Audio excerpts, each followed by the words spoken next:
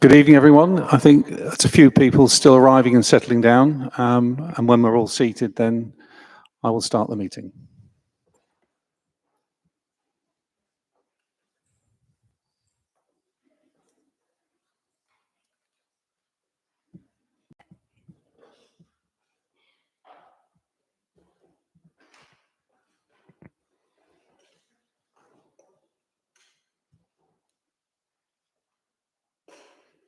Okay. Good evening and welcome to our first meeting of the new administration, and welcome particularly to new councillors. Do we have any apologies for absence? Thank you, Mr. Mayor. We have apologies from Councillor Nettle. Thank you. Are there any public questions or statements? Chair, sorry. You should have also had apologies from Councillor Last. He said he had sent them over. If he hasn't, then I'm giving them now. Thank you. We'll note Councillor Last. We haven't received them, but thank you, Councillor. Okay. Public questions and statements. None were received, Mr. Mayor. Item 3, councillor questions or statements.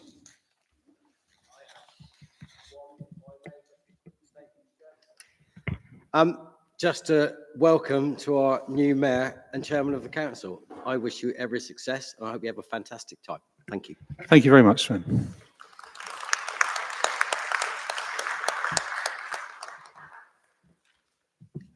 Thank you, Mr. Mayor. Under agenda item 3, there were indeed 4 questions that were submitted. The first from Councillor Rimmer.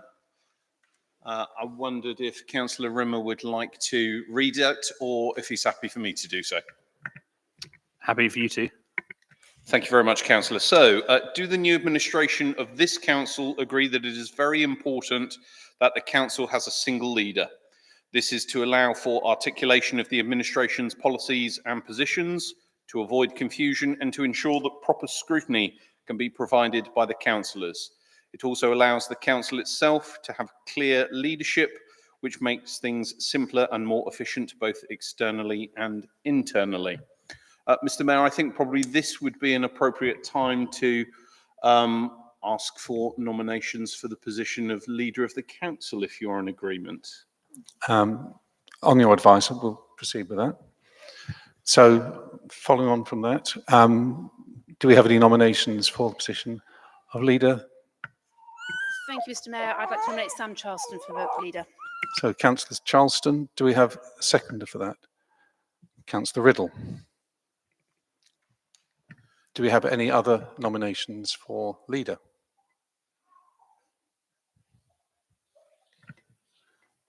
In which case, can we move to a vote, Mr. Mayor? Would that be okay?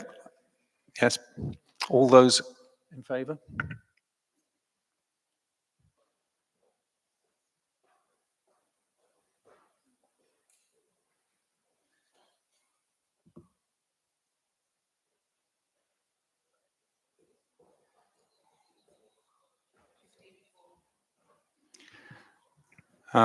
In that case, Councillor Charleston is elected as the new leader of the administration.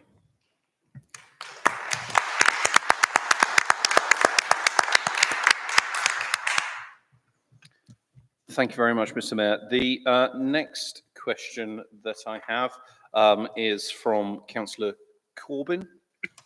Chair, sorry. Chair, can I just answer Councillor Rimmer's question in that case? Which is yes.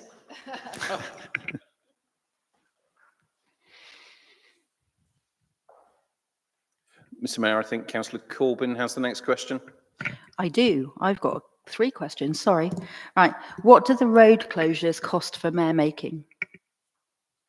Happy to take this question, Mr. Mayor.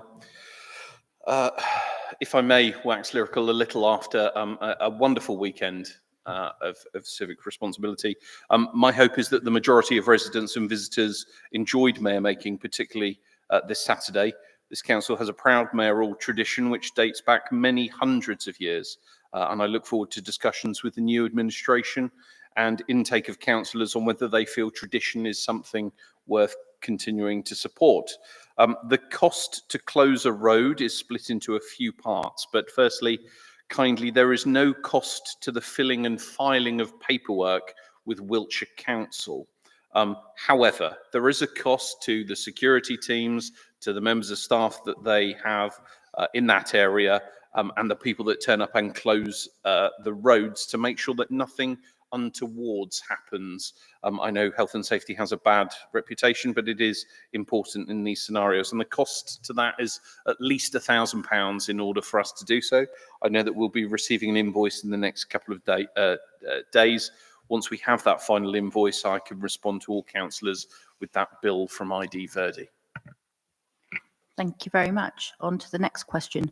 Again, regarding mayor making, residents want to see good value for money and the evidence that it does improve footfall. Could we look at data from the bid and publish facts rather than allowing negativity being cast over our very important 764th ceremony? Thank you, councillor. I can state that we did have increased footfall into the city as we were kindly supported by a range of dignitaries, including the Lord Lieutenant and indeed the Lord Mayor of Southampton, the first for us here in Salisbury. However, there are some aspects of life and council life which some feel don't necessarily add value, which are not easily measured. For almost a year and a half now, I have been clear with partners, including the bid, that the data which is currently discussed by partners is just that. It is data. It is not useful information which can be used in a meaningful way to make evidence-based decisions. There are numbers and percentages quoted, but sadly there is no analysis, no insight into why footfall may go up or down. But I am pleased to report that we are looking to co-fund an economic impact assessment with Wiltshire Creative on the financial gains secured through activity such as the civic events we undertake at the council. This importantly would be joint funded, not just us paying for things, but joint funded, and could start to answer the important whys to some of the questions that we have here at the council. Thank you. And well, almost the last one.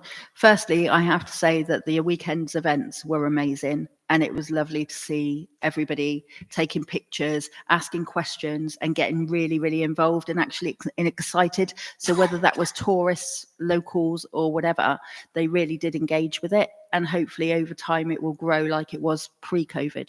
The last question is, again, regarding mayor making.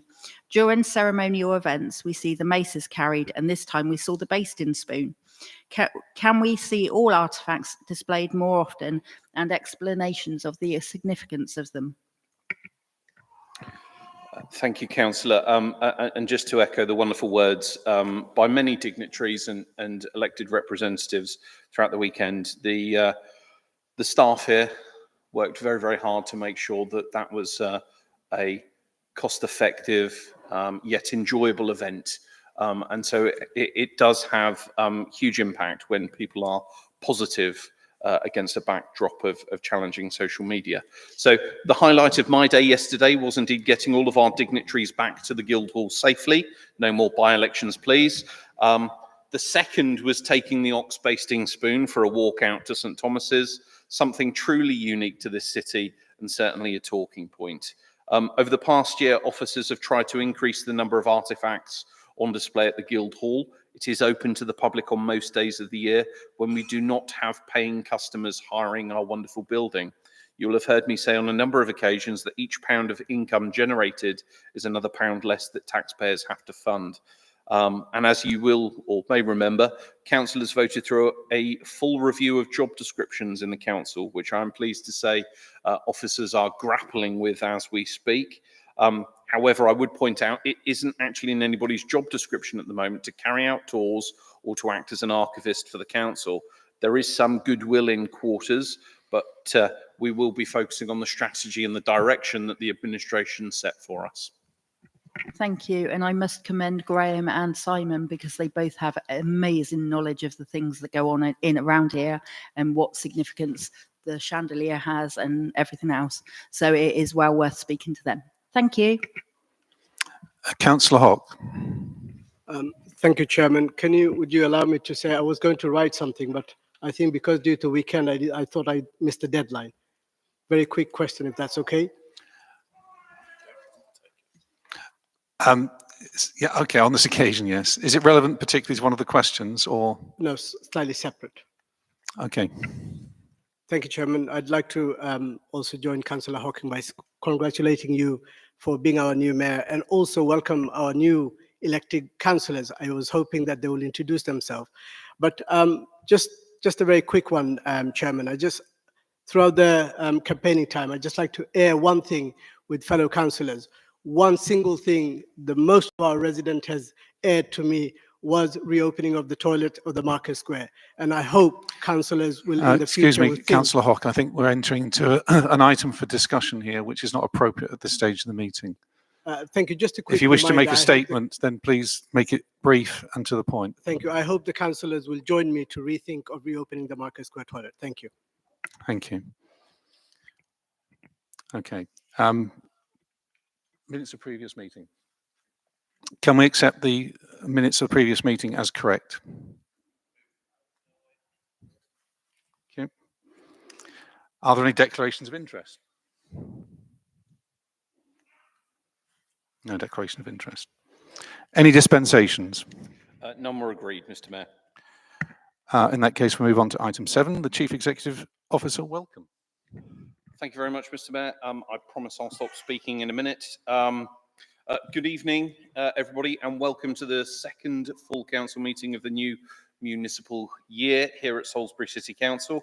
To our newly elected and indeed our returning councillors, I extend a warm welcome to you all.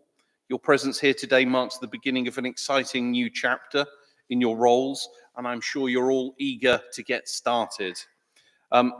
As you take your metaphorical seats and begin your work, I encourage you to remember the trust that's been placed in you by your constituents.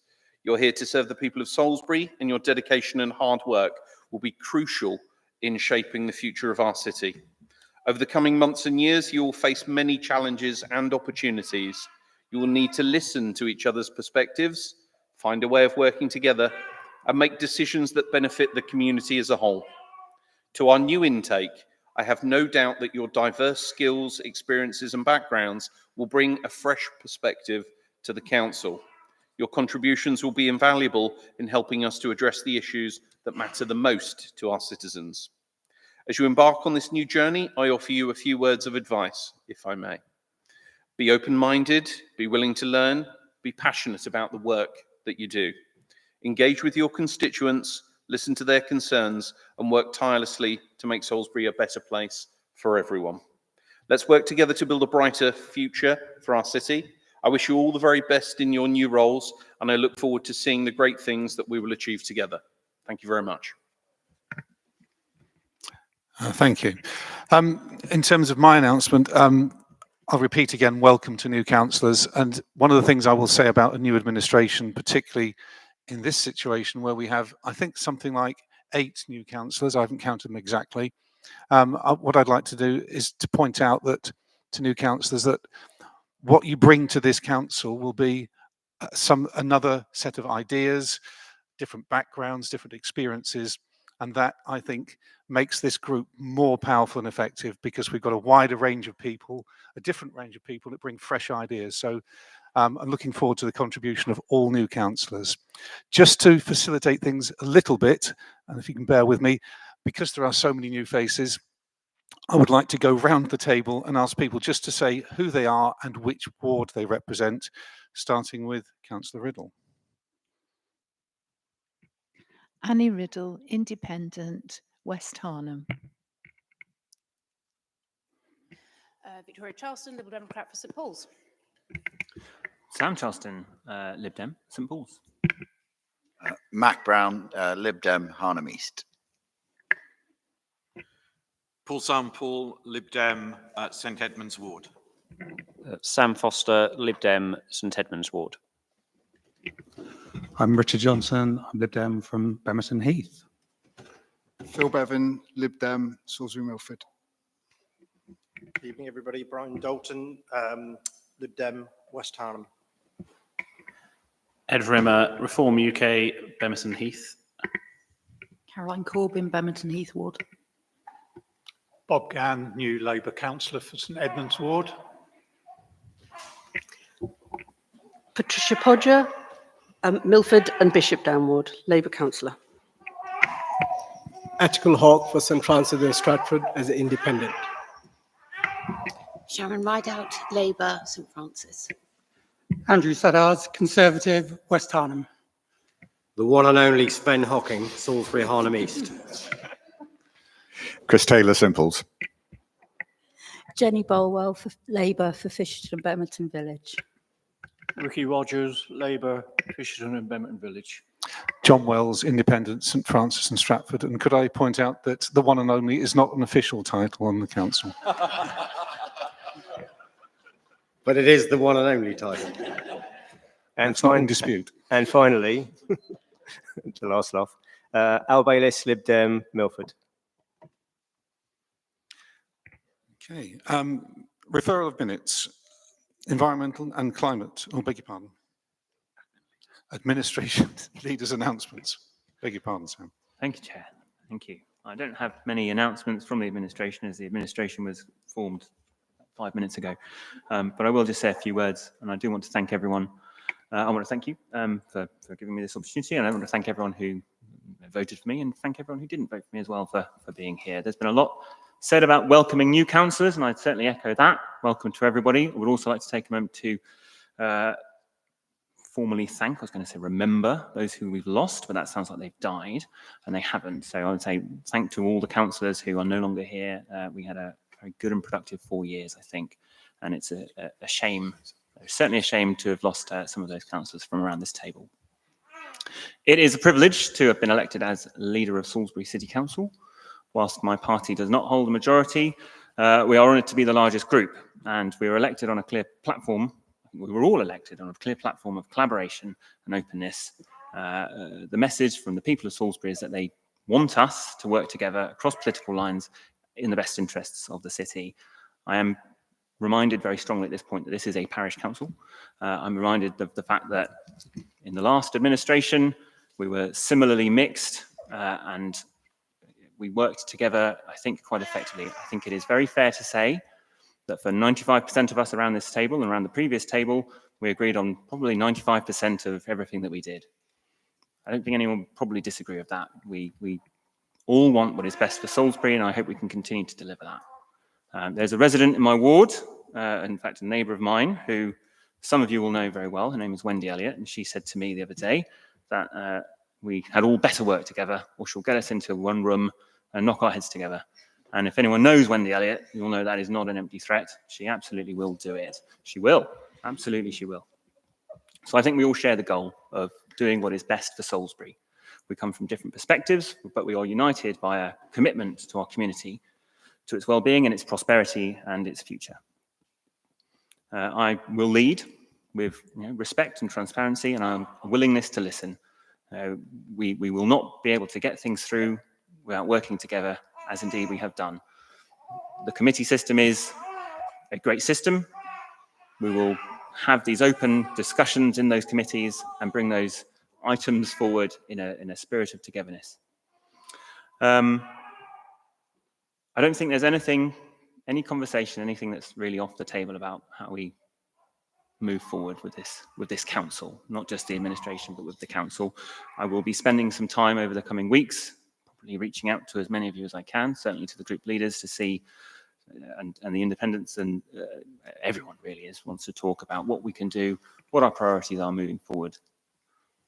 I was elected on a Lib Dem manifesto, but it is not a Lib Dem council. There are things from everyone's platforms that will add value to this city. I want to embody that, I want us to embody that moving forward. So thank you very much. Thank you. Councillor Rimmer, I believe you wanted to respond. I did. I was just, since it's related to my initial question, I just wanted to say well done to Councillor Charleston for taking on the role of leader. As my question implies, I think it's important that we have one, and I think everyone around this table will do what we can to support you to do that. And to echo what you just said, that the Liberal Democrats have the largest number of councillors, but the council's got lots of people from different parties, and we can all contribute to what's happening, I think. One just quick point of clarification I just wanted to check is whether we're considering this to be a Liberal Democrat minority administration, or if the Labour group are part of the administration. I'm happy to clarify that this is a Liberal Democrat minority administration. Thank you. Okay, thank you very much, Sam. Moving on, referral of minutes, environmental and climate minutes. Can we accept those as a correct record? Thank you. Planning and development. Can we accept those as a correct record? Thank you. And planning and development. That's twice. That's the 22nd of April. Right, item 11, standing orders, Schedule A. Thank you, Mr. Mayor. Nothing like a discussion of outstanding orders to start a brand new municipal year. The paper before you is recommended that future committee names in terms of reference are better linked to the council service teams that carry out activities on behalf of the council and in the name of the council. Importantly, tying accountability very clearly with heads of service to a particular committee. Now, the language of owning a committee by heads of service may not be particularly useful, but it is about holding each senior officer to account clearly through each of the committees. So I won't go on much further, but it was an attempt to try and help shape in the same way at the moment that we had events, markets, and grants. Grants was very clearly something more aligned to communities and the community portfolio, whereas events and markets certainly missed out the work of the Guildhall team, and hence why we thought that renaming that to business might be a good idea. But the recommendation is in front of council to decide whether or not that's something they'd like to support. Happy to take any questions. Councillor Charleston. Thank you, Chair, and thank you, Asa. On this paper, it is my opinion, and I think the opinion of many in my group and others that I've spoken with, considering this is a new council, considering we have many new councillors around this table, I think that having the first item on, more or less the first item of business on the agenda to be to amend the standing orders, I would like to propose that we defer this motion to a future meeting. I think there's a lot of new people around this table, and I think to allow them to take a breath, I suppose, to allow the sort of them time to get to grips with what being a councillor actually entails before we start making amendments to what is more or less our constitution is appropriate. So I'd like to propose that we defer this item to a future meeting of this council. We have a proposal that this item is deferred. Councillor Hocking. I'd be sort of minded to second that, providing we can have a date by which we put that deferral in, because I don't want it kicking around for a year. If we can do it at the next full council meeting, which is in a couple of weeks' time, I think I would support that, but I wouldn't support an indefinite deferral. Councillor Sample.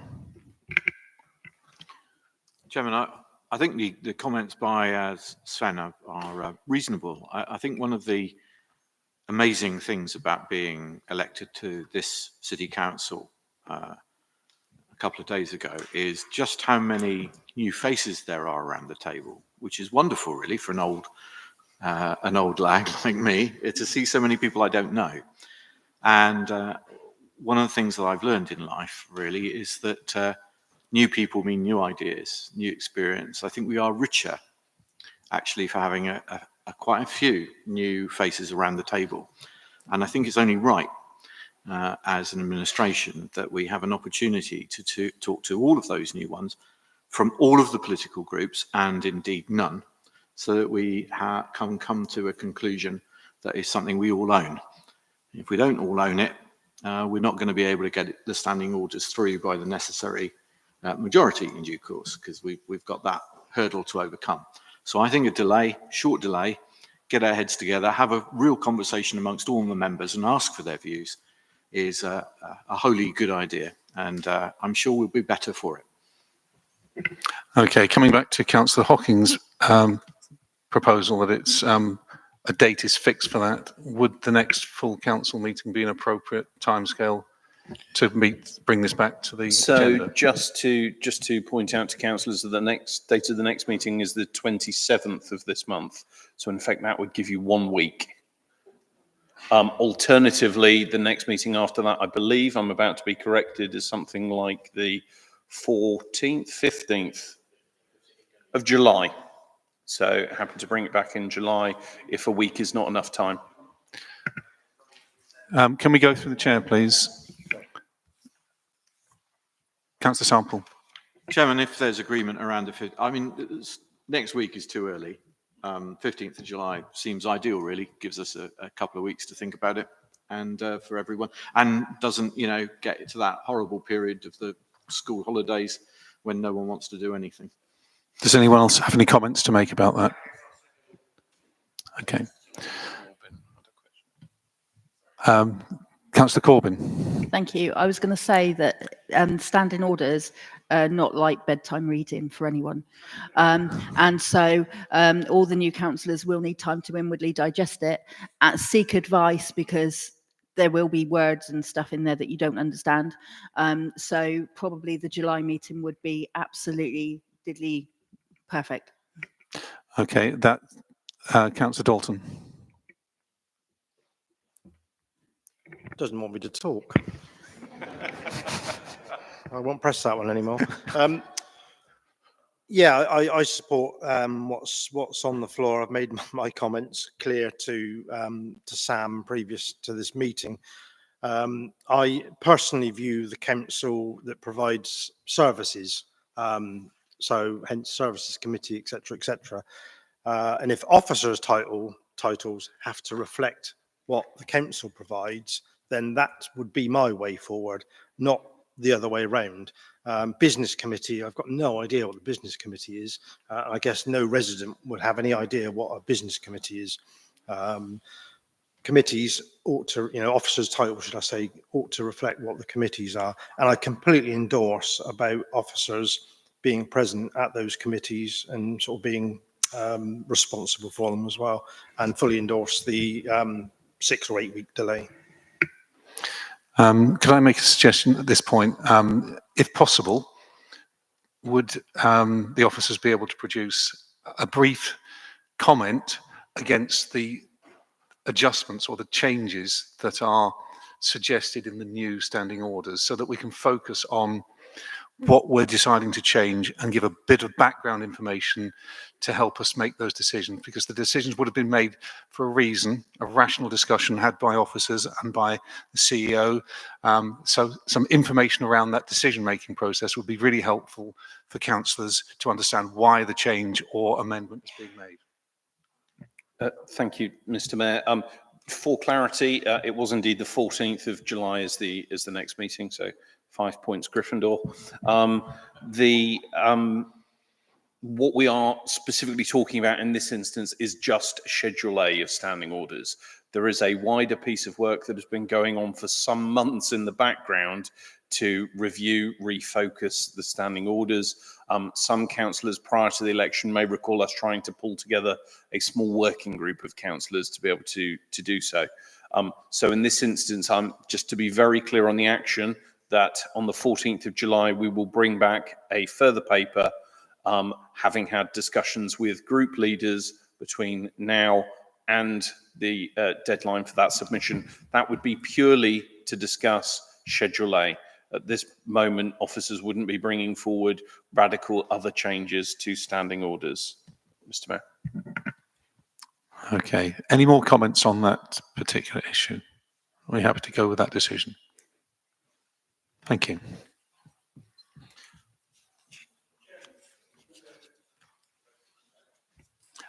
Are we going to vote on it? Okay. All those in favour of that proposal? Thank you. Carried. Okay. Item 12, order of precedence. Thank you, Mr. Mayor. Hopefully, councillors, I've spotted a mistake at the top of the page again. On the date, we should have the order of precedence for 25-26, and on there we should have the new order of precedence taking into account the changes according to the electorate. Are there any questions? Otherwise, happy to ask for. Councillor Rogers. Chair, can I ask, 3 is one of my unlucky numbers. It seems that I'm fated to be stuck on 3 for the rest of, and my lucky numbers are 4 and 7. Is there any chance that in the future that could be reviewed in any way?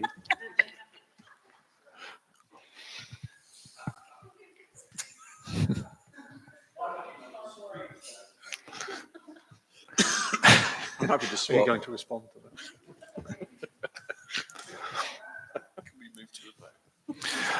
Can we move to a vote to accept the current order of precedence, please? Taking into account Councillor Richards. All those in favour of accepting it? Oh, sorry. Do you want to comment? Yeah, yes, please. I'd like to ask a question, actually, just for my understanding, which is that respecting the right of Councillor Rimmer to not take up the mayoralty this year, can I understand does he get asked each year if he wishes to do it? He remains at the top, presumably, and Councillor Riddle indeed, whether they take it up or not. Is that how this works? So the order of precedence is used primarily when we are parading.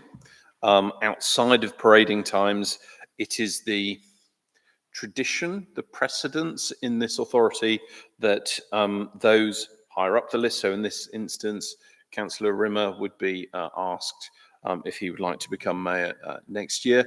And then we will move to a vote. It isn't necessarily, it is entirely up to the will of council whether or not it would like to continue with that precedence, is my understanding. Councillor Hock. Thank you, Chairman. Yes, it becomes a little bit difficult here as well because we're going to be asked the question same year after year. So I'm sure the councillors are very aware and they are very senior as well. So they made the decision not to stand as a mayor. So I think their name should be taken out so the other people has the opportunity to be asked the same question. That would be my proposal or a request. Councillor Corbyn. Thank you. I did actually email and ask that Councillor Podger was reflected from her service from before, because that was passed a few years ago, that order, so that's fine as long as that's done. And I do believe that it is okay for people to defer and then decide that they want to do it. Whether it is right or not is another matter, and whether that is what your residents would want. But I mean, that is down to the proceedings of how we are. But as it stands now, you can actually defer. Okay, just for clarification, before we get into too much debate about the conditions of the order of precedence, can we vote on the order of precedence under the current rules before we start discussing the rules? So can we vote on whether we accept the order of precedence as it stands now? I don't think it's an appropriate time to review the actual process. That's a conversation for another time. Councillor Charleston. Sorry, Chair, just to really clarify my comments, it's not in any way intended to suggest that Councillor Rimmer or Councillor Riddle could not take up the mayoralty if they wanted to. I just need to get wanted to get an understanding of what the process is, if I'm likely to be deputy mayor in this council or not. Do I need to invest in some chain polish? So no loaded question whatsoever. Okay, thank you. Can we move to a vote, please? All those in favour of accepting the current order of precedence as it stands? Carried. Thank you. Committee calendar 25-26. Thank you, councillors, for bearing with me during what is quite a heavy governance full council. You'll be pleased to know that the next full council on the 27th will be heavily finance. So something good to look forward to. In terms of the committee calendar, respecting council's decision to bring back at a slightly later stage the names or name changes of the committees, what we would do is we would revert them back to the committee names as they currently stand.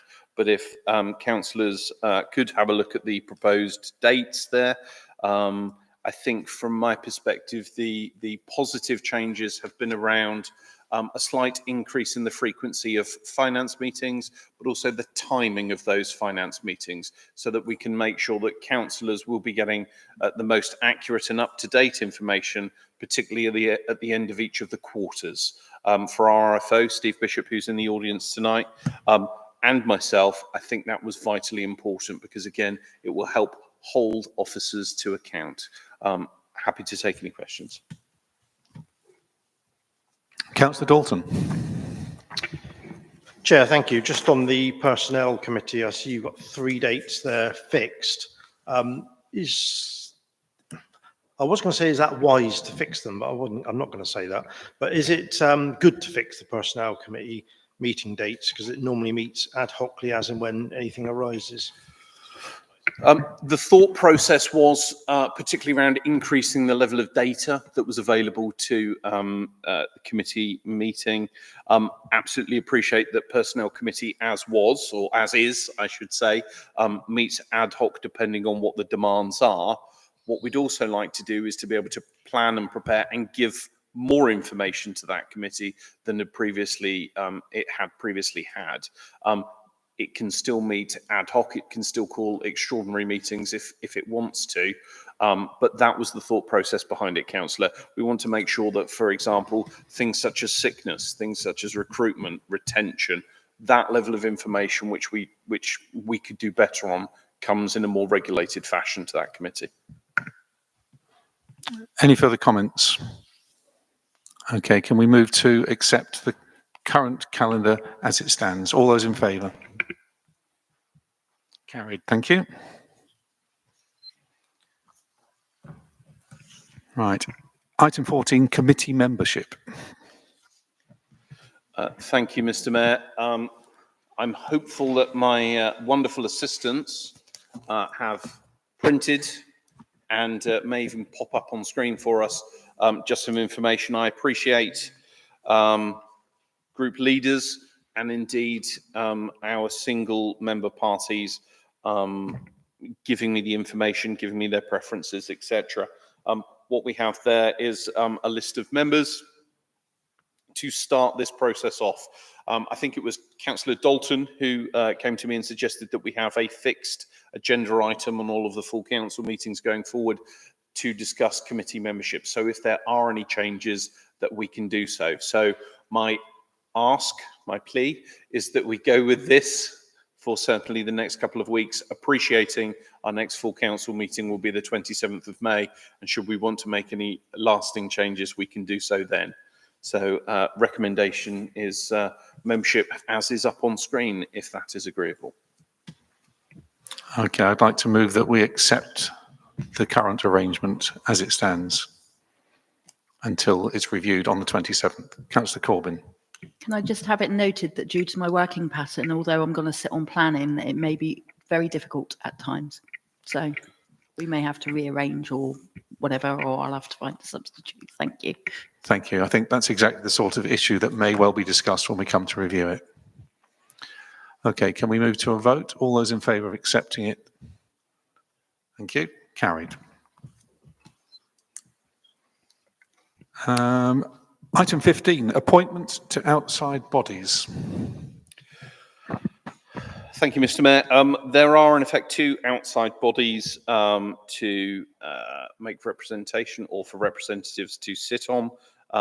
We have in the room at the moment the Chief Executive of Disability Interest Group Salisbury. Hello. Hello, Kez. Excuse me, Kez, would you like to come forward and sit at the table and say something before we make the decision?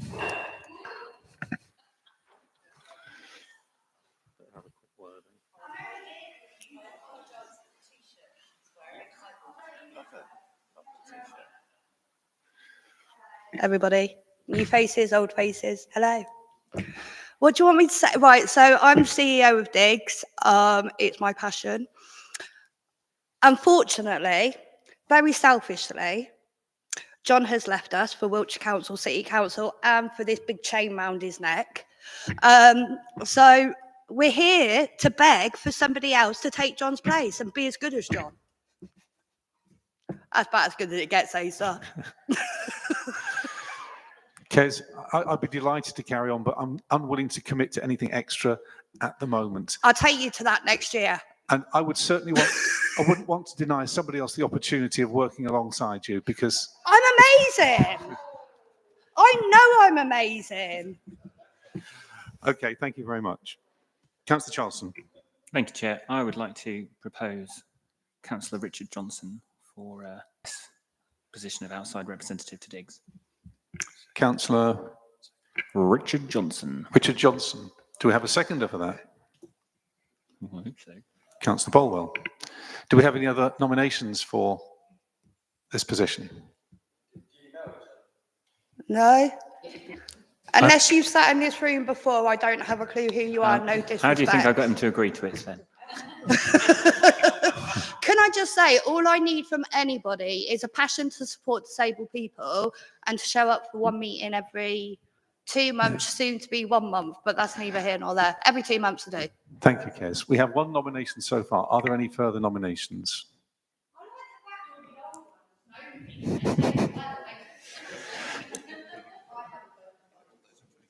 Right.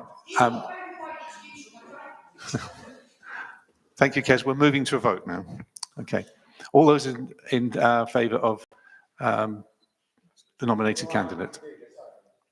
Oh, yes. It's going to be delightful, I'm sure.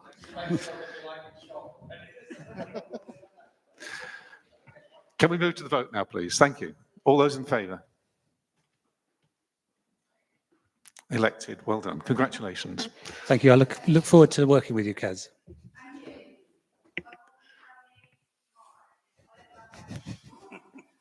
It's nice to have a bit of comedy. Yeah. Okay. Next position we're discussing is, what's the official title? I believe it's the Allotment Association of Salisbury, Mr. Mayor. Allotments Association of Salisbury. Do we have any nominations? Councillor Podger. Chair, I would like to nominate Sharon Rideout, Councillor Sharon Rideout. Councillor Rideout. Any seconder for that proposal? Councillor Corbyn seconded. Do we have any other proposed candidates? No? Can we move straight to a vote, please? All those in favour? Thank you. Congratulations, Councillor Rideout. Item 16. Special Delegation, Lower Bemerton Trust. Thank you, Mr. Mayor. I'd like to invite Mr. Bishop to come and give a short précis of the agenda item.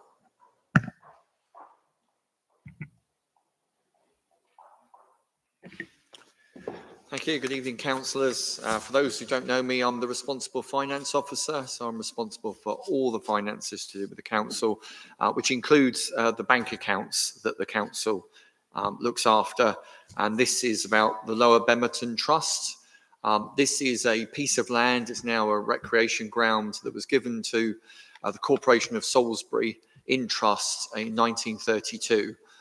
So it's at arm's length from the council, but you, as all the councillors of Salisbury City Council, are also therefore the managing trustees of this trust. There are no other trustees involved. And there's one annual general meeting every year in July, and that follows a full council meeting. So you'll all be invited to that, and then we can explain to you a bit more in detail about what the trust does. But it's basically looking after that recreation ground in Lower Bemerton.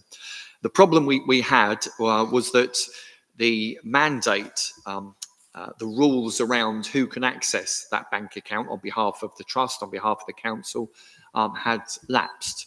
And the 5 councillors who were authorised signatories on that account, of those 5, 2 had died, 2 were no longer councillors and therefore were no longer trustees. And there was just 1 councillor left on the council, and therefore only 1 trustee that was an authorised signatory. Unfortunately, under the mandate, we needed 2 authorised signatories to sign any cheque or to do anything else on that bank account. So since August, since that we became aware of that, I've been desperately trying to change the mandate with the bank. And unfortunately, the bank's rules are so archaic and difficult that they, at every option, every route that we tried, that we were frustrated until eventually the bank said, we're really sorry, we're going to pay you some compensation into that account that you haven't got any access to, in recognition of how difficult we've made it for you. But nevertheless, rules are rules. And the only way you can go forward is if you've got at least one existing councillor who's still an authorised signatory, and that person acts as a continuing trustee, and then you can create a new deed legally sealed by the council, which would then provide a legally representative record of all of the councillors who are standing down from authorised signatories and all the new ones that are volunteering to do it. So we had to produce that deed very urgently whilst that sole remaining councillor was still a councillor, because that councillor had indicated they were going to step down on the 1st of May. So that was the reason for the urgency. Ordinarily, this sort of business would wait for the next full council meeting, but of course there wasn't another full council meeting. So that's all set out, hopefully, in the report. The justification for urgency and special delegation is in paragraph 3.1 and 3.2 of the report that was signed off by 3 councillors in accordance with the council's standing orders. This shouldn't become the norm. The norm should always be that we bring a full report in advance, it gets published, it comes to full council, and you've got the opportunity to debate it. So I just wanted to make it clear that this doesn't really set a precedent. It was just because it was so urgent that we did that before Councillor Broom stepped down. Hopefully that's explained the reason for the urgency. That deed was produced, it has gone off to the bank. The bank have contacted me today to say that they just need it to be certified, so we're going to have to go back round the loop. We don't need to do all this again, but I'll certify it and send it back to them. And they seem fairly confident that that will finally, after all these months, sort the problem out. And thank you to those councillors. I think of the 3 councillors that have volunteered to become the new bank authorised signatories, 2 of them are still on the council. So that's all we need in the immediate future. But I will bring a report to full council asking for a 3rd or even more volunteers to make sure that we've always got enough covered. The other change we've made, which is new, is that 2 officers, Mark Reed, the Head of Environmental Services, and myself are also authorised signatories to make sure that we can provide continuity should councillors stop being councillors. But we have no voting or active rights. We'll just purely act as administrators to conduct the business that you as the full council ask us to do. Happy to take any questions. Thank you, Steve. Councillor Hock. Thank you, Chairman. I think you've answered my question, but then again, you got Tom Corbyn. I'm afraid we lost him. So is that going to cause a problem, or everything's going to be okay? Everything's going to be okay. Councillor Bolwell. I think you explained it so well, Steve. I'm happy to move it. Okay, we have a proposed and seconder for that, Councillor Bolwell and Councillor Rogers. Can we move to a vote? All those in favour? Thank you. Thank you, Steve. Item 17, honorary recorder. Thank you, Mr. Mayor. Chairman, I do apologise, but I must retire at this point because I've got an interest.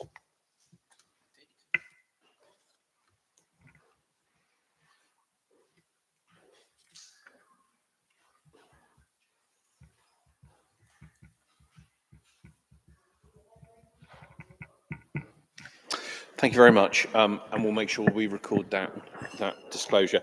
So, members, Judge Mosley was recently retired and as such stepped down as honorary recorder for the City of Salisbury, and I'm led to believe enjoying his retirement in France as we speak.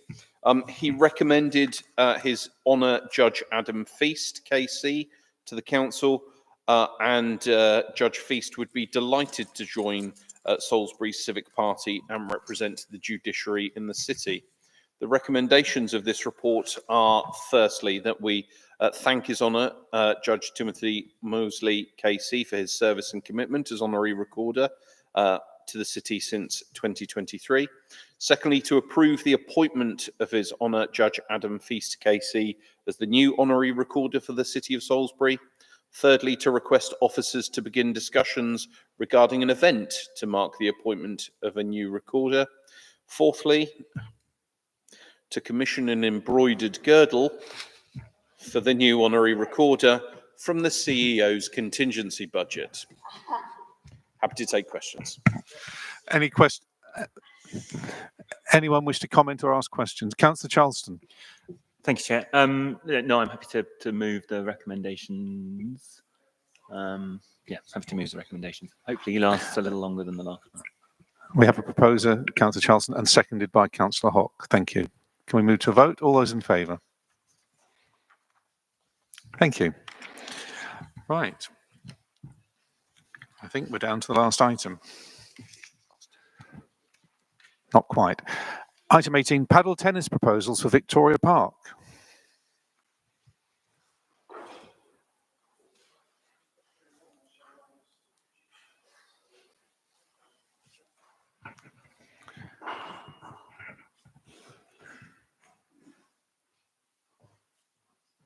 So good evening, everybody. And for those of you that don't know me, I am Mark Reed. I'm the Head of Environmental Services here at Salisbury City Council. I've written a report that discusses the proposal submitted by Victoria Park Tennis Limited.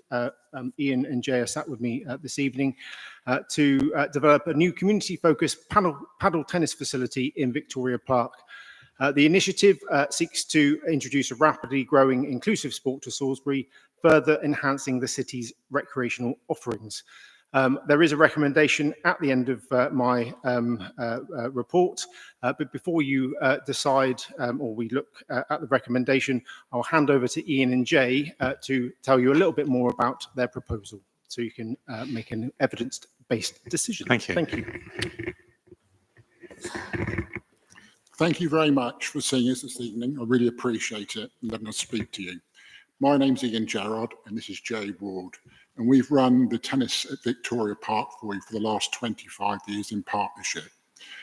I've coached tennis in Salisbury for 35 years and I was head coach at one of the other local clubs, and the council approached me 25 years ago to take over Victoria Park, which was like 6 black courts at the time. So what I tried to do is set something up that was for the community.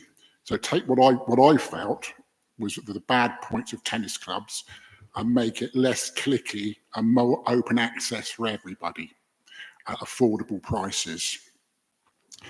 We run a community program for juniors, all ages, adults, all standards, all abilities. Everybody is welcome. We have club nights. Where you don't have to be a member to join the club. You can also turn up once a year and book the court. Our motto is tennis for all. What we'd like to do is introduce paddle to the facility as well. Jay has come through our system, and believe it or not, which makes me old, he started off at 5 years old, believe it or not, in our system. He is now a qualified coach. He did a business degree at Bristol. He has now come back and we're trying to put paddle together at Victoria Park. Our motto is going to be paddle for all. So I'll put you over to Jay. Thanks, just a quick kind of understanding of what paddle is if you don't know. It's a mix between tennis and squash. So it's on a slightly smaller tennis court, 20 meters by 10, and is enclosed by 4 glass panels. It's a lot faster. It's a lot more dynamic and social. Usually played in 4s rather than 2s or 4s in tennis. And it's a lot more accessible. If we quickly go to the next slide, we can kind of show in a video what we're looking to do. We're looking to introduce 3 outdoor panoramic, which is the model, paddle courts, next to our existing tennis courts. So we currently have 6 tennis courts, 4 of which are floodlit, next to a sports pavilion. And we're looking to kind of construct paddle courts next to them. For those of you that have been to Victoria Park, you'll know that there's currently a mugger, which is obviously a free facility next to the tennis courts. As part of the project, speaking to the officers, we've promised to obviously be able to relocate that with obviously your permission and your guidance around the relocation, and we'll be financing that ourselves also. We feel as if it's a good location as it connects the tennis with the paddle and the sports pavilion together rather than having it at a different location in the park. However, we fully understand the value of a free facility, being the mug and the basketball court, and how we'd obviously like to relocate that instead of scrapping it, obviously. It follows around, but if we just skip to the next slide, just for the process of timing. As Ian said, we're looking obviously to introduce a similar structure to what we already have, which is tennis for all. I myself started when I was 5 as a non-member, and before I began to take tennis more seriously, I was able to kind of go and use the pay and play model. This actually opened up tennis to me, as I didn't want to pay for a membership for a full year. Instead, just kind of came with my dad every week or once a month, and he was able to do that. We're looking to copy that exact model. So to make it accessible, with 3 main areas that the LTA alongside us have kind of highlighted, is that there's a lack of accessibility around gender, disabilities, and youth programs in paddle at the moment. It's in its relative infancy, meaning that there's not enough women and girls playing paddle. It's very male dominated, and that's something obviously we would be looking to change in Salisbury by pushing initiatives and programs. For example, with our tennis program, we have 6 girls only based programs already. On a Thursday, I coach over 30 South Wilts, St Edmunds and secondary school girls, getting them on the court, playing tennis, and it's something we'd obviously look to move to paddle. In terms of kind of the disability angle, we already work with Wiltshire College and Head First Charity, which basically helps us to kind of offer tennis for those with special educational needs and other disabilities. And again, that's something we'd be looking to replicate with paddle. And finally, the youth program. As Ian said, I came up for it through Victoria Park. And it's a program that basically develops players no matter what level they are and what level they want to play to. And it's again something we would be looking to develop in paddle. It's an area particularly of concern for the LTA. If you compared it to Spain or to Sweden, which are much further ahead in their development, the youth side of paddle currently is lacking, and that's something that they're really focused on over the next 3 to 5 years. Next, obviously, we were talking about sustainability. We want to make sure, obviously, that this long-standing partnership can obviously continue. It's been hugely successful for the whole of Salisbury, ourselves, and for the council, and we obviously want to make sure that continues. That kind of comes down to making sure that this project's financially viable for ourselves. We will be taking on the cost ourselves and not asking for the council to make any financial contribution. However, we've obviously had to model and test and make sure that basically this is financially viable for us. We can confidently say that it is, and we're looking forward to hopefully expanding this with your permission. The third aspect is kind of the affordability piece. This is what prevents people from playing paddle currently. I don't know how many of you know, but the pricing at Victoria Park is currently £7.60 for a court. If you compare that to some places in and around the southwest in Surrey, paddle courts can range up to £50 to £60 an hour. So it's a huge difference. It is played in 4s, so it's obviously split 4 ways. But for a family, for example, of 4 looking to play, it's just simply not affordable. And that's, again, something that we're working alongside the tennis business and with the LTA to kind of change, and that is our aim. If we move on to the next slide, Ian can briefly talk about our existing relationship with the LTA. Sorry. Basically, I'm an LTA level 5 professional coach. Basically, I've had relationships with the LTA for the last 35 years, working from county level right up from beginner level, but county right up to national level. The LTA support this project, and also now the LTA are the governing body for paddle in this country alongside tennis. As you can see, obviously the bullet points on kind of the aspects they can help us with, and as Ian said, they've written us a letter of support, basically explaining what they're kind of going to look to do and supporting our proposal. If we follow on to the next slide.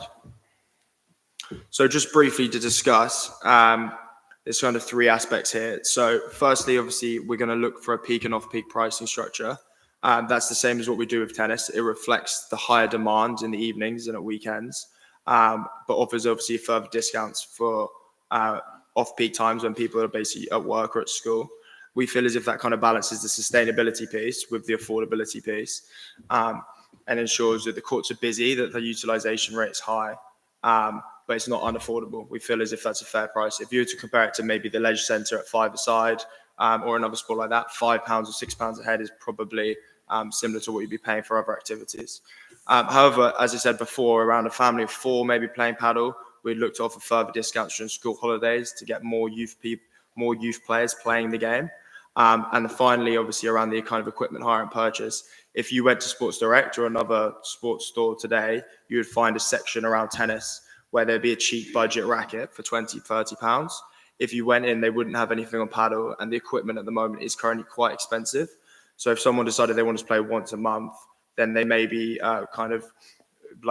be prevented from playing as they don't have rackets or balls. And so we'd be looking to offer a hire option as well as a purchase option to kind of break down that barrier and then make sure we're pushing the accessibility piece as well. If we move to the next slide. As I said briefly before, and not to repeat myself, we have obviously spoken to the council and we fully understand the desire for a low risk expansion, and we obviously want to take on 100% of this project costs. As I said before, we've worked alongside the LTA and a financial advisor to make sure that we can definitely afford this, and we feel as if this is the perfect time to kind of expand. The tennis business over the last 6 months has grown, and we feel as if this is, as I said, the perfect time to move into paddle with the current trend of the sport.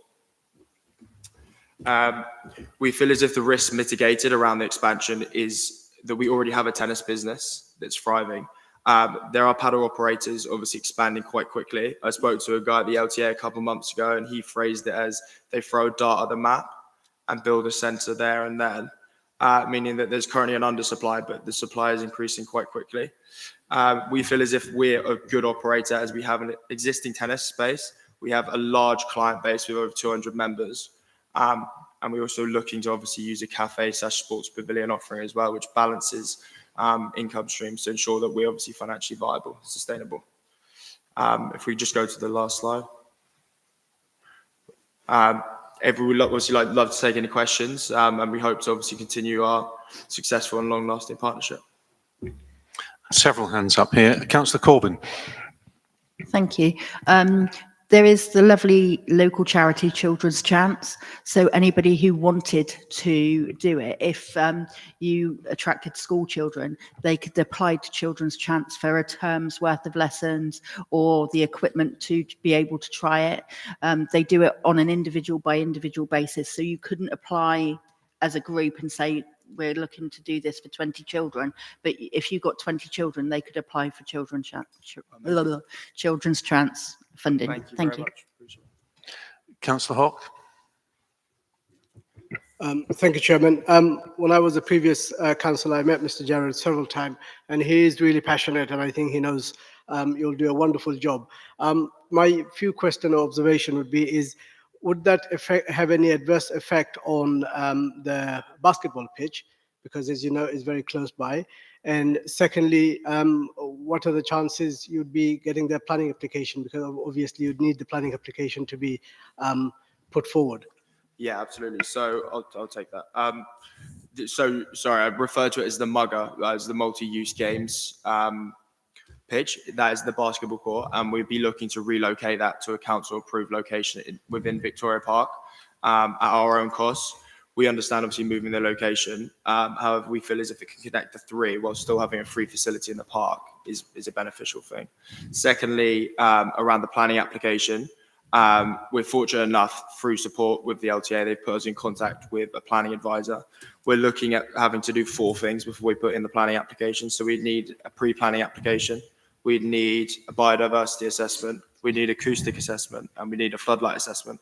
Although we're using LEDs for our floodlights, we still need that before we can then put in a planning application to hopefully make sure it's quite a streamlined and efficient process. We will be doing all 4 of those things before the application goes in. Sorry, can I just quickly come back? Did I just miss the point that you'll move the basketball court, did you say? We are looking to move the basketball court, yeah, if possible. Councillor Rideout.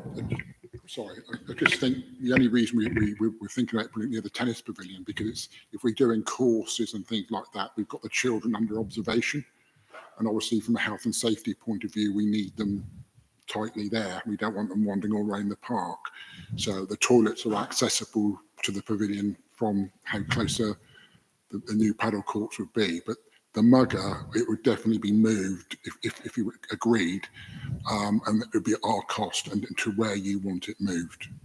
We just think it would be safer for people participating doing paddle from a safety point of view, really, health and safety.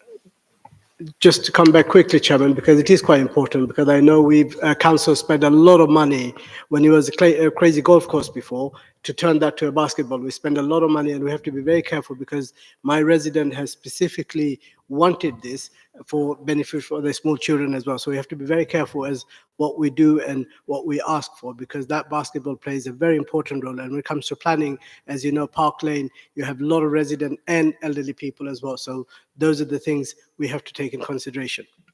I'm sure we will take that into consideration. Councillor Rideout. I think it's really exciting as a special needs coordinator, having that kind of facility for our young people and older people will be amazing.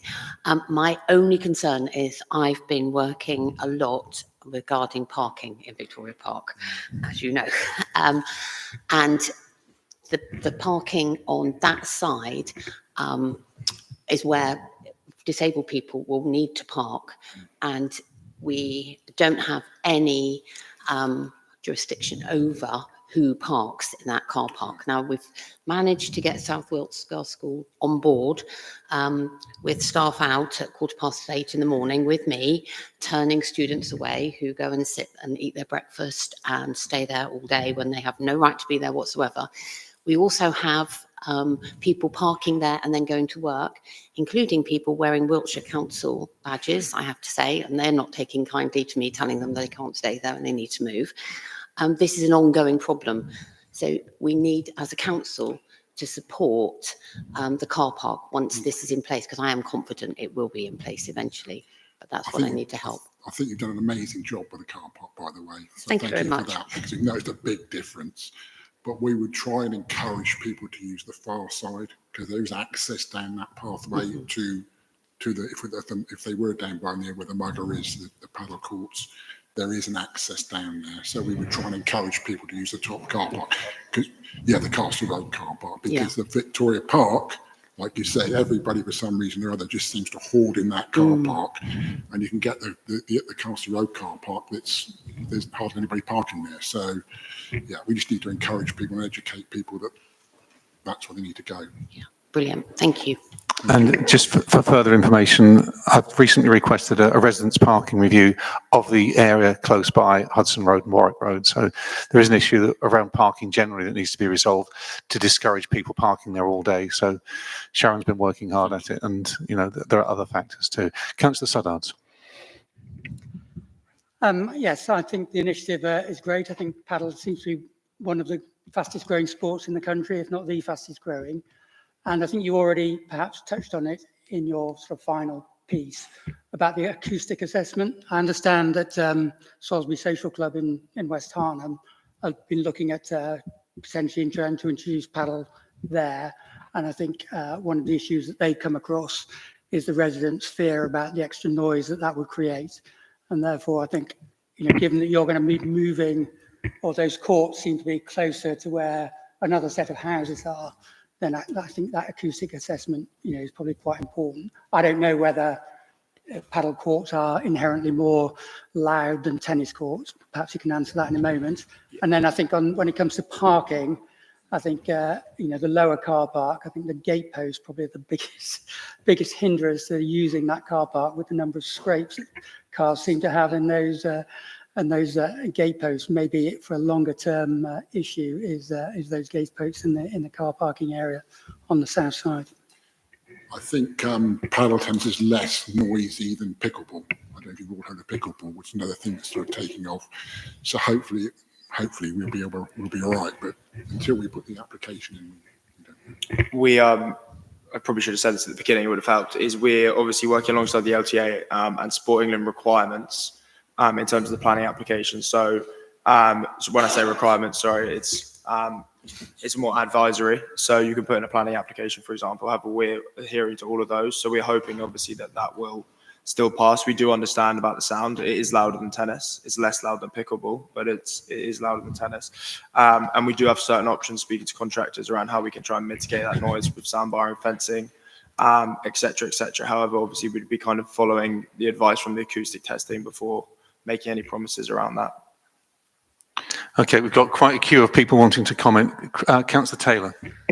Thank you. Yeah, a very good initiative. I'm supportive. I am anxious about parking, as been stated earlier, and also the relocation of the basketball area. I know you said you'll move it at your expense. I don't know whether our officer Mark could comment. I don't know of any obvious alternative sites within Victoria Park that are level and well lit, unless you've got any obvious suggestions right now. Have you? I mean, what's the possible location that you're thinking of? I think it was basically we're going to wait and see what suited you really, what you felt was the best location, and we would just pick up the cost for that. I mean, wherever you put it has an implication on other activities that use the park. So, we'd be keenly aware that we wouldn't want to rot up other stuff that goes on in the area. So we'd just have to keep an eye on it. If I may, Councillor, I think at this stage, in terms of the recommendation for the report, it is that we would look at options. What Mark and the team from Victoria Park Tennis Club have wanted to do is just at this stage gain an overall sense as to whether or not you would be willing to even consider this. I think there is a huge amount of detail for us to bottom out and bring back to you at a later stage with a full business case and absolutely full appraisal of the where and the how and the why, etc. At this stage, it was very much just an overall, is this something that you would support? But apologies, I appreciate lots of questions. Okay, I've got about 6 people waiting, so let's be really quick. Councillor Dalton. Chair, thank you. I'm pinching your mic again. Sorry about that. Just to declare, I'm a member of the Wiltshire Council Southern Area Planning Committee. So just to let everybody know that this, if it goes to a planning application, it's likely to go to that committee for determination. However, I feel I'm okay to sit here and comment on it and even vote at the end of this because there's nothing yet in firm proposals. Can I just add, I was going to say at the end, you've got the recommendations there. Could I ask that maybe the 3 ward members are also included in that, rather than be sprung something at full council and you suddenly, the 3 of you are here, aren't you, that you're not aware of what's before you. So within that recommendation, the 3 ward members are also included, not necessarily to make nuts and bolts changes, but to be consulted upon what's coming before this council in due course. So you've mentioned all the acoustic stuff. That'll all be part of the planning application, to be honest, the acoustics, lighting, and I guess any lighting there now has got to be turned off at either 9 or 10 at night, and that'll all be part of the planning application anyway. Probably with my corporate councillor hat on, shall I say, and nobody's mentioned this yet. Could I ask the officers, obviously this is leased, if this is constructed, what happens if the leasee, is it? If they pull out, fold, who then owns the call it buildings that are constructed? Is there going to be a big bill to the council, or is that just there in perpetuity for the next leasee to take on? Is probably one question I want to ask. And I do wish this, I think it's a great idea, I have to say, going forward. And on 2.1, it says Victoria Park Tennis Limited has been a long-standing community partner of Salisbury City Council for over 25 years. Can I say they haven't? Because Salisbury City Council didn't exist 25 years ago. Only started in 2009. So I assume that Can I start? Yeah. these, So we started off with Wiltshire Council. It was Wiltshire Council, Yeah, was and it? then basically, I think then you made a parish council. I think then you were given part of the parish council. I believe you were given Victoria Park. Right. Okay, that's fine. So we've been with a council. We've been probably more than 25 years now, to be honest. But initially, it was with Salisbury City Council. Okay, I'm just getting the point that probably the item there in the report probably ought to reflect that if it can be amended. Thank you. Councillor Charleston. Thank you, Chair. Excuse me. The points I was going to make, actually made by Asa, and indeed I was going to, the same thing as Brian about involving the 3 ward councillors, so I have nothing further to add. I am happy to move the recommendations. We've got one more person wanted to comment. Councillor Bayliss. Thank you, Chair. The subject of parking has come up, so you can probably guess what I might say on this front. Maybe it would be nice to encourage people to walk, cycle, and use public transport to get to the park rather than drive. That would also help the parking situation. Thank you very much. Thank you. Councillor Rimmer. Thank you. I was going to move the motion, but I'd happily second it. Given that I think the only financial thing that we're putting in at this point is officer time, if I'm correct. And it sounds like a great initiative, and it sounds like something that we can discuss in a lot of detail when it comes back, but I'd like to second it. Councillor Rogers. Yeah, I think it's a really exciting proposal. One would just enlighten me, is the surface the same as the tennis court? It's not the same as our existing tennis court. So it's an artificial grass-like substance, which is actually more beneficial because that's why it's slightly more accessible. There's less strain on joints. So yeah, if it's a bit like an artificial grass, very, very thin microfilament grass. Okay, so it's like an AstroTurf, is it? Yeah, so you'd lay it on top I assume of you've built in the replacement costs over, you know, whenever, however long it lasts, 20, 30 years. Yeah. Okay, thank you. Councillor Hocking. Thank you, Chair. So a little bit of a deeper dive into the finances. You say you're going to fund it yourself. Can you just run me by, have you costed it out already as to what you expect the cost to be, capital and ongoing maintenance? Where is the funding coming from? So are you going to borrow the money, or can you fund it from your own reserves? Yeah, those two for starters would be useful for me to know. If I may, Councillor, I think there are some aspects of this that would be incredibly commercially sensitive at this stage. I think, if I may, the second question about funding, absolutely, I think that's a very good question to ask. At the moment, I may suggest that some of the detail behind question one would be commercially sensitive, and there are a number of other operators that would very much love at this stage to hear that information. In that case, I quite like a part 2 paper then, really, because you're asking us to sign up to something for which we don't know what it's going to cost. We don't know how long it's going to be running on for. We don't know where the money's coming from. What I don't want is for two things I don't want to happen. One, to get 3/4 of the way through this, the project runs out of money and it takes the tennis club down with it completely, because that's what we don't want to happen. And secondly, I don't want the city council looking at a hefty bill to keep everything going if it goes horribly wrong. So I'm looking for a bit of confidence that this has been, finances have been worked through, it's affordable and achievable and doable. That's what I'm looking for before I Absolutely, Councillor, I would expect nothing less. The recommendation that we have before us today is to authorise officers to work up exactly what you're asking for, and to bring that back to full council once more for a final decision. So absolutely endorse what you're saying, Councillor Hocking. Councillor Foster. I was just going to clarify and say I'm new to all of this. Is what we're being asked then, as you say, to authorise council officers' time, go away, get all the information we need, come back to us. Do we have to officially, because I want to third it, I think,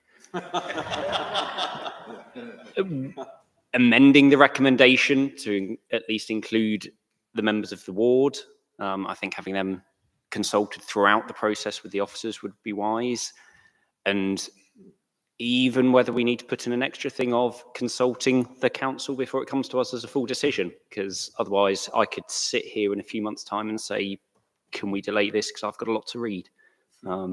So for me, it's, are we authorising, go away, get us the information and put some more consultation in there possibly. Councillor Sample. Chair, I thought it was a really excellent presentation. What I liked about it was the pictures and the colour, and that I thought that was particular. I liked the 100%. Quite happy to watch that all day. I do understand where Sven Hocking's coming from. He's often, reminds us of our financial responsibilities to be sensible with public money and to ask all of the right questions. And what we don't want to do, of course, is to, we don't want to put these applicants through the sort of straitjacket of control and oversight that went through with the acquisition of millions of pounds of public money on the COVID stuff that didn't work, all that clothing, where there was a fast track channel to the Prime Minister's office. We waived all the regulations so they could give away all of that public money. We don't want to go down that route, Sven. No, I appreciate that. I appreciate you're only a junior cog in that. But I think it's a great idea. I think it's a really great idea. And I think, Ricky and I both go back long enough to remember where this all started at Victoria Park with Salisbury District Council many years ago, and we had some tennis courts. They weren't very much used, and an application came through for some really good lighting, which was going to be, I think, privately funded. Someone came forward and wanted to do it because they were involved in the early stages, I think, of this company, probably. And there was some resistance from, I seem to remember, the Victoria Park Residents Association, who were concerned about the noise and lighting, and the fact that there were going to be people around at night, and there was going to be a little bit of disruption. And that was 25 years ago, and here we are 25 years later, and exactly the same concerns are being raised. Difference, of course, is that now, 25 years later, we've got a really good partner in the private sector who's done a lot of work on this and come forward to us with an excellent proposal. And I think we should, in principle, support it. The other thing that I want to say about this is that I think we should, if we possibly can, ensure that the public gain, if you like, the community gain from this project is to enable us, if we can, to draw in those elderly people over 60, who at the moment, or even older, who may have Alzheimer's or other conditions that may make it difficult for them to exercise. I think this looks as if it's something that they might be able to do, sort of a Wednesday morning thing maybe for them. Maybe that there is, something to be done with those people who are currently playing walking football over at the sports ground in Wilton Road. Probably I've got to declare an interest, having said that. Councillor Sample, do you think you could my final bring this point, comment to the end? Final point. And there's always, of course, the rugby club. That's another interest. It's very interesting, but I think we need to move on. It is very good, though, isn't it? So I would say that we should vote for it, absolutely, give it 100% support, and I wish you the best of luck with it, whether or not the money comes from, your own pockets or indeed a mixture of funding, which no doubt you've worked really hard on. So best of luck to you, and I hope very much that you, Mr. Chairman, as our Mayor, will go and open it in due course. There you go. How about I have a very brief comment to make, which is the first thought that came into my head was nothing to do with planning permission. I was looking at it from the point of view of a teacher and nurturing a sport which is quite difficult to develop in young children. And this game is really good fun and very accessible for children at an earlier age. Am I right in saying that? Because it brings in all the skills of movement, of feet and so forth.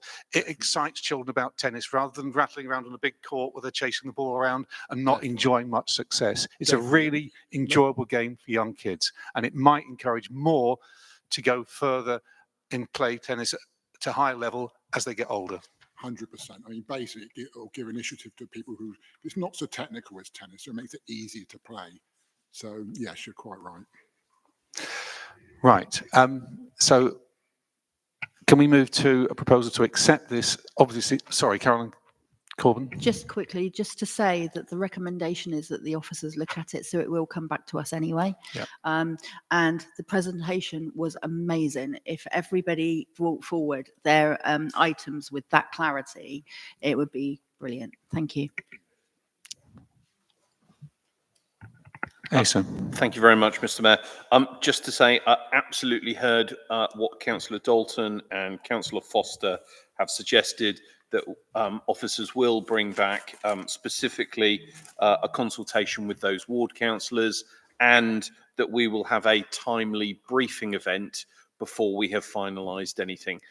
As always, hopefully councillors will feel a sense of togetherness and consultation when we do things of this size and nature, but absolutely underlining of what both of those councillors said, Mr. Mayor. Okay, can we have a proposal to take this forward to the next stage of planning and investigation? Councillor Podger, and seconded by Councillor Corbyn. It's been proposed already. The discussion went on so long, I'd forgotten. Okay, so we move to a vote then. All those in favour? That's carried. Thank you very much. And we have one more item. Verbal update 2027. Thank you, Mr. Mayor. It was just to put on briefly onto councillors' radars, if I can use that phrase with former pilots in the room.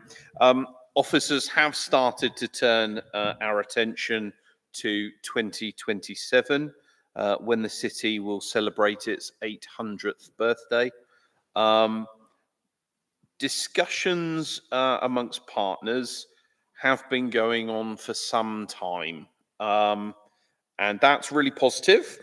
And whilst that plays out, based on the decisions that were taken in the medium-term financial plan, officers have already started to think about what is just over 2 very short years away, and begun to link in with some long-term diary commitments. It is not that we are acting ultra vires, we are just starting to think about things such as the royal household and getting into diaries there.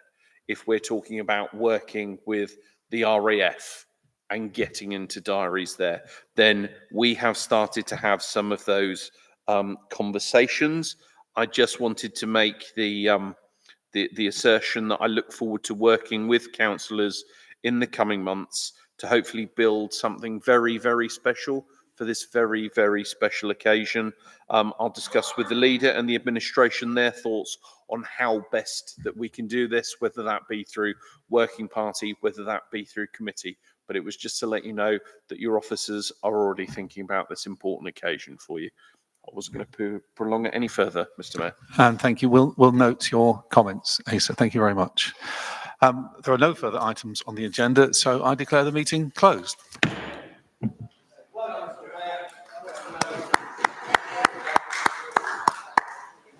That was a simple one. That was good. That was good.